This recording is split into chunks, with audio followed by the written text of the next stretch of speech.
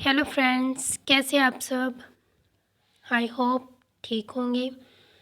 So last video में हमने किया था प्रश्नावली 4.2 का तीसरा और फोर्थ सम, थर्ड और फोर्थ सम। आज हम करने जा रहे हैं उसका फिफ्थ सम।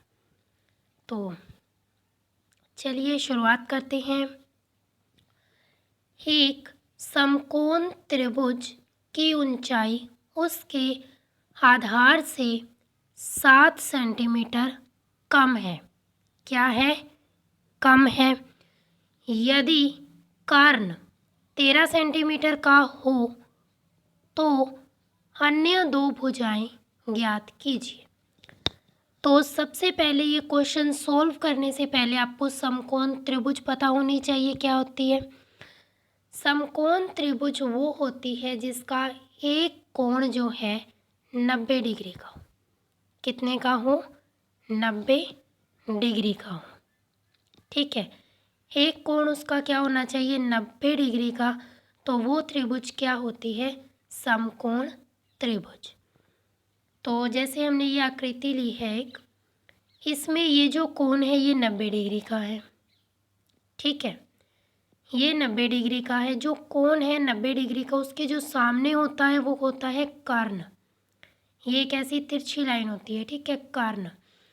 और किसी को भी अगर आप थीटा लेते हो, मान लीजिए इसको हमने थीटा ले लिया है, ये भी एक एंगल होता है और ये भी एक एंगल, इसको हमने थीटा लिया है। तो जो थीटा के सामने वाला होता है उसको हम कहते हैं लंब।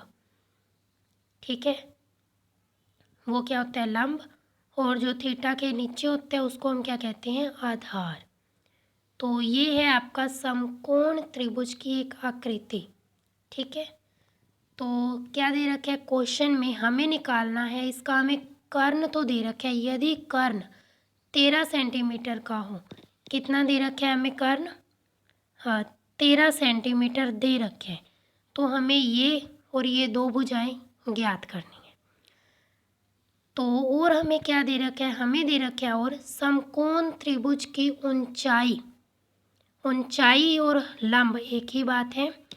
ऊंचाई को हम क्या, लंब कह लो या ऊंचाई कह लो, एक ही बात है। ठीक है, उसके आधार से 7 सेंटीमीटर कम है।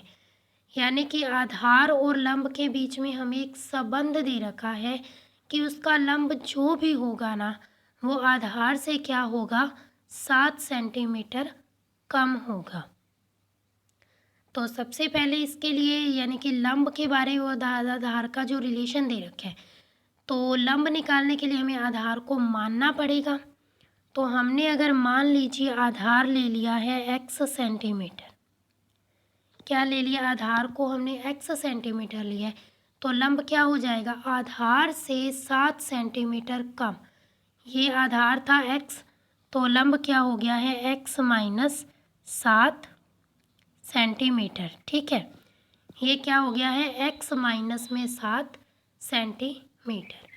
तो अब चलिए हम इसको मैथ्स में सॉल्व करते हैं और इसकी अन्य दो भुजाएं ज्ञात करते हैं। तो अब क्या है? हमने माना समकोण त्रिभुज का आधार कितना माना है हमने? x centimetre.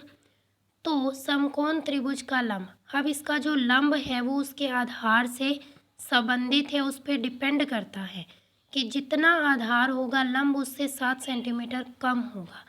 तो x माइनस में 7 हो गया उसका लंब, और कर्ण हमें दे ही रखे।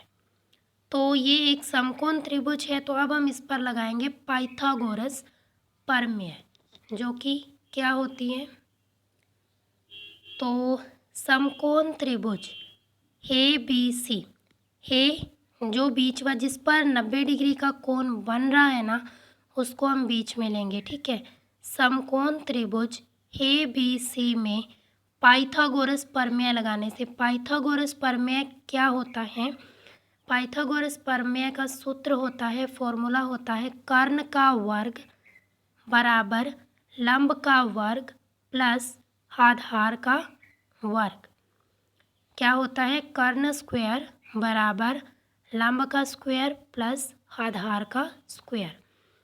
तो अब हम इसमें क्या रख देते हैं? वैल्यू रख देते हैं। कर्ण की हमें वैल्यू दे रखी है 13 सेंटीमीटर, तो रख देते हैं 13 का वर्ग, ठीक है, बराबर लंब क्या आया है यहाँ से x माइनस में 7, तो उसको रख देते हैं x माइनस में 7 का वर्ग प्लस आधार क्या है x का वर्ग, तो उसको रख लेते हैं x का स्क्वायर। तो 13 का वर्ग क्या होता है, 13 को 13 से गुना करेंगे तो क्या आता है 169, 169 बराबर, इस पर लगाते हैं a माइनस में b का फॉर्मूला। क्या होता है a माइनस में b का फॉर्मूला, a का स्क्वायर, क्या होता है a माइनस में b का फॉर्मूला, a का स्क्वायर माइनस या plus minus 2ab plus b का स्क्वायर, ये होता है फॉर्मूला। तो चलिए अब हम लगाते हैं, a की जगह x है और b की जगह 7 है, तो लगाइए सबसे पहले x का स्क्वायर आ जाएगा, x का वर्ग माइनस 2ab माइनस 2x गुना 7, ठीक है, और प्लस क्या आ जाएगा b, यानी कि 7 का वर्ग क्या होता है 49 और प्लस x का स्क्वायर। तो अब हम इसको आगे सॉल्व करते हैं, एक x का स्क्वायर ये है और एक x का स्क्वायर ये है, तो ये जुड़ के क्या हो जाएंगे 2x का स्क्वायर, ठीक है, इसको गुना करेंगे 2 को 7 से करेंगे 2 7 14, 14 को x से करेंगे 14x और माइनस का एज इट इज़ 14x और ये 49 एज इट इज़। अब हम इसको उधर लेके चले जाएंगे, ठीक है, तो यहाँ पर क्या आ जाएगा 0 बराबर 2x square minus 14x plus 49 और माइनस क्या आ जाएगा 169, ठीक है। सो अब ये 0 एज इट इज़ बराबर ये 2 square as it is minus का 14x एज इट इज़। अब इसमें से बड़ी संख्या कौन सी है, ये वाला बड़ी संख्या है, तो माइनस आएगा आगे, इसमें से ये जाएगा 9 में से 9 गया 0, 6 में से 4 गए 2 और ये क्या आ जाएगा 1 एज इट इज़। तो अब हम इसको सही तरह से लिख लेते हैं, क्या आ जाएगा 2x स्क्वायर, 0 को उधर लिख देते हैं, इसको इधर माइनस 14x माइनस 120 बराबर 0, सिर्फ इसको उलट पलट के ही लिखा है, ठीक है। तो अब दोनों और 2 से भाग देने पर, क्योंकि इन तीनों में 2 आ रहा है, कॉमन आ रहा है, तो हम उससे भाग देते हैं, दोनों ओर 2 से भाग देने पर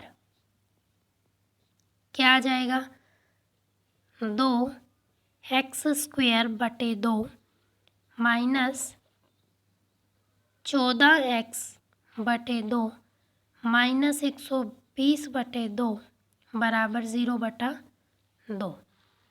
तो क्या आ जाएगा, ये 2 से 2 कैंसिल हो जाएगा, तो x स्क्वायर बचा माइनस में 2 7 14 7x और यहाँ पर क्या आ जाएगा 2 चिक 12 60 आ जाएगा बराबर 0, ठीक है। तो अब ये चीज़ जो है हमारे पास आ चुकी है द्विघात समीकरण। अब हम इसको गुणनखंड विधि से हल करते हैं, तो हमें इसमें 7x को इस तरह से तोड़ना है कि गुना करने पर हमें माइनस का 60 मिले और जोड़े तो हमें माइनस का 7 मिले।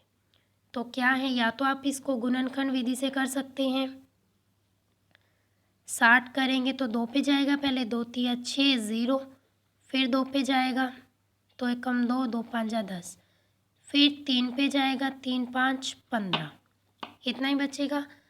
तो अब इसके 2 जोड़े बनाने हैं, जिसको गुना करे तो 60 है और जोड़े या घटाए तो 7, तो 2 दूना 4 4 तिया 12, तो एक ले लेते हैं अगर हम 12 और दूसरा ले ले अगर हम 5, तो क्या आएगा 60 आएगा, ठीक है।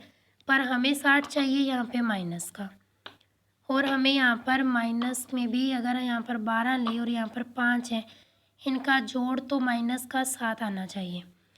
तो यहाँ पर हम क्या है, अगर हम 12 को माइनस का ले लें और इसको प्लस का ले लें तो बड़ी संख्या कौन सी है 12, तो माइनस का निशान आएगा। 12 में से 5 जाएंगे 7, और अगर हम -12 की गुना करते हैं +5 के साथ तो माइनस का 60 आएगा। तो ये दो संख्याएं होगी, तो यहाँ पर हम ले लेते हैं x का स्क्वायर माइनस में 12x और प्लस में 5x माइनस का 60 बराबर 0। तो अब हम करते हैं इसको आगे। अब इसमें से और इसमें से दोनों में से कॉमन लेते हैं, इसके पास भी x है इसके पास भी है तो x ले लेते हैं कॉमन। अंदर क्या बचेगा x माइनस 12 क्योंकि x तो बाहर चला गया, और यहाँ से हमें सिर्फ x चाहिए तो प्लस का 5 हमें बाहर लेना पड़ेगा। तो अंदर इसके पास क्या बचेगा x, और 5 60 से भाग जाता है तो क्या आ जाएगा अंदर माइनस का 12 बराबर 0। अब इन दोनों में से क्या कॉमन आ रहा है, ये चीज़ कॉमन आ रही है तो इसको हम बाहर ले लेते हैं x माइनस में 12, और अंदर क्या बचेगा इसके पास बचेगा x और इसके पास बचेगा 5 बराबर 0। तो अब क्या आ जाएगा, यहाँ से x की वैल्यू क्या आ जाएगी, इसको भी 0 के बराबर रखेंगे इसको भी, तो यहाँ से आ जाएगा 12 और -5। अब यहाँ पर x की दो वैल्यूज़ आ चुकी है, एक 12 और एक -5। अब हम -5 नहीं ले सकते, क्यों, क्योंकि ये क्या है ऋणात्मक है।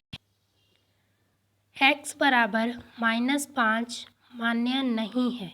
क्यों नहीं है, क्योंकि यह एक ऋणात्मक संख्या है, और भुजाएं जो हैं किसी भी त्रिभुज की भुजा चाहे वो समकोण हो या दूसरा, तो उसकी भुजाएं कभी भी ऋणात्मक नहीं हो सकती। तो आप ये भी लिख सकते हैं क्योंकि त्रिभुज समकोण त्रिभुज की भुजाएं ऋणात्मक नहीं हो सकती, इसीलिए x बराबर -5 मान्य नहीं है।